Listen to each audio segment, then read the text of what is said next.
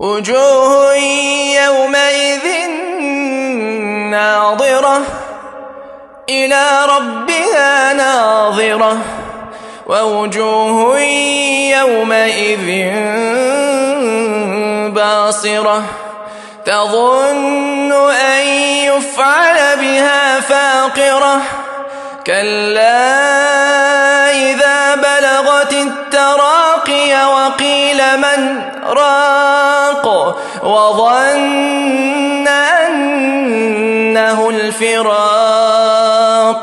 والتفت الساق بالساق